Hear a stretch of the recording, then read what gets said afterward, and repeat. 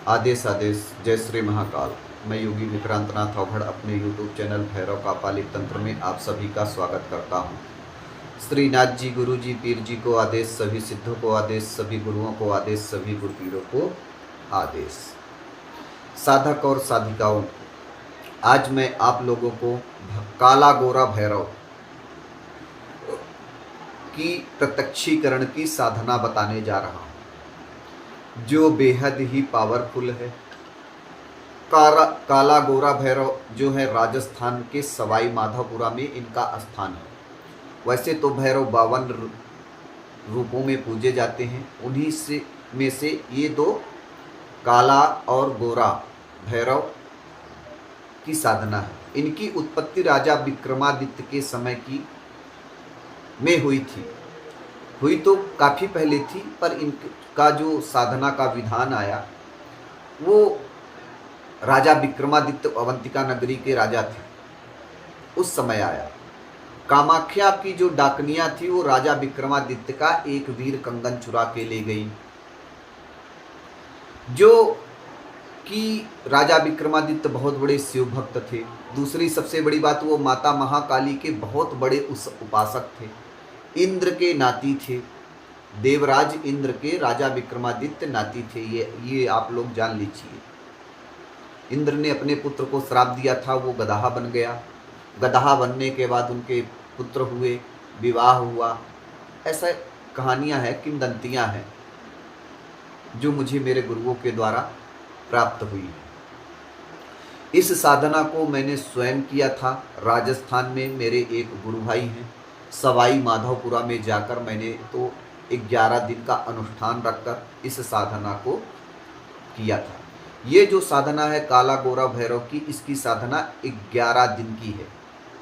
हर दिन आपको 10,000 मंत्रों का जाप करना है। 11 दिन में आपको 1,10,000 मंत्रों का जप करना है, तब जाके कहीं आपको उनका साक्षात्कार होगा। चैलेंज करता हूं मैं, ये जो मंत्र है आपको पूरे YouTube पे नहीं मिलेगा। ये इतना पावरफुल मंत्र है और इस साधना को मैंने स्वयं कर रखा है। मैं वही चीज देता हूं जिसको मैं स्वयं किया हूं, ये आप लोग जान लो। अब आपको क्या करना है, भगवान काल भैरव की एक छाया प्रति लानी है और एक यंत्र लाना है, काल भैरव यंत्र और काल भैरव की छाया प्रति लानी है। इस साधना को मात्र 13 या तो पूर्णमासी या अमावस्या या ग्रहण काल, या तो आने वाले समय में नवरात्रि आ रही है चैत्र की, उस समय भी आप इस साधना को कर सकते हो या कर सकती हो। मैंने कहा ना कि इस साधना को कोई भी साधक, कोई भी साधिका कर सकता है। ये बेहद ही चमत्कारी साधना है। काला गोरा भैरव बहुत ही चमत्कारी माने गए हैं। आपको गादी लगानी है, आपको महान तांत्रिक बनना है, आपको लोगों का दुख दूर करना है, या किसी भी तरह की तंत्र बाधा है, आप उसमें सक्षमवान नहीं हो, उसमें आपकी मदद करेंगे। अब जिनके साथ भैरव आ गए तो फिर भय किस चीज का? ये सबसे बड़ी बात है। समर्पण ही सब कुछ होता है, ये आप जान लो मित्रों। अगर समर्पण नहीं तो कुछ नहीं। अब आपको क्या करना है कि ये जो साधना है, जैसा कि मैंने कहा 13 पूर्णमासी सब कुछ तो मैंने बता ही दिया। अब इसको आपको, आपका जो मुख रहेगा वो दक्षिण की तरफ रहेगा। इसमें जो तेल रहेगा, सरसों का तेल रहेगा, 4 बाती का दीपक का। अब आपको भगवान काल भैरव और यंत्र की प्राण प्रतिष्ठा करनी है। प्राण प्रतिष्ठा का मतलब है एक छोटी सी चौकी लगाओ। अपने घर पर भी कर सकते हो, शमशान में भी जाके कर सकते हो। जो शमशान में जा सकते हैं वो शमशान में जाकर करें, और जो घर पर कर सकते हैं अपने मंदिर पर, वो घर पर करें। किसी भी तरह से आप कर सकते हो, ये हर जगह काम करेगा। अपने घर पर भी कर सकते हो। ये जो साधना है मध्य रात्रि की है। मध्य रात्रि मतलब कह लीजिए 11 बजे से है। इस साधना को आप 11 बजे से स्टार्ट कर सकते हो। 1,10,000 मंत्रों का आपको संकल्प लेना है। भोग में आपको क्या देना है? भोग में आपको दही बड़े, जलेबी, थोड़ा ड्राई नमकीन, एक सिगरेट और दारू और 2 पेड़े, कोई भी हो, सफ़ेद बर्फी हो या कुछ भी हो, इतना आपको 11 दिन तक नित्य अर्पण करना है। दक्षिण की तरफ मुख कर लेना है और संकल्प लेके करना है। ब्रह्मचर्य का इसमें कड़ाई से पालन करना है। झूठ बोलने से बचना है, व्यभिचार करने से बचना है। समझ गए आप? जितना कठोरता से आप इस साधना को करोगे उतनी ही जल्दी आपको उनके दर्शन होंगे।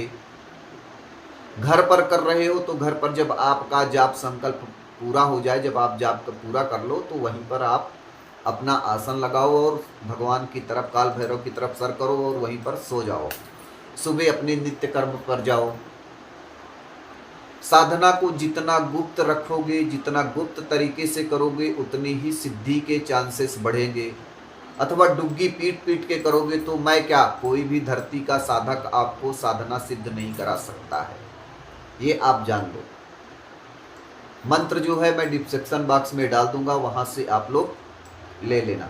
माला इसमें काले हकीक की रहेगी, अथवा अगर आपके पास काले हकीक की माला नहीं है तो रुद्राक्ष की भी माला चलेगी, पर अमूमन काले हकीक की ही माला चाहिए इसमें, और वो भी माला संस्कारित की हुई होनी चाहिए। बगैर संस्कारित माला नहीं चलेगी, ये आप जान लीजिए। अब 1,10,000 मंत्रों का संकल्प लेके भगवान काला गोरा भैरव का ध्यान करते हुए श्री गणेश बोल दीजिए। जब भी साधना, कोई साधना करिए, अपने गुरु से चर्चा करिए, अपनी कुल देवी से आशीर्वाद लीजिए, अपने पितृदेव, क्योंकि हमें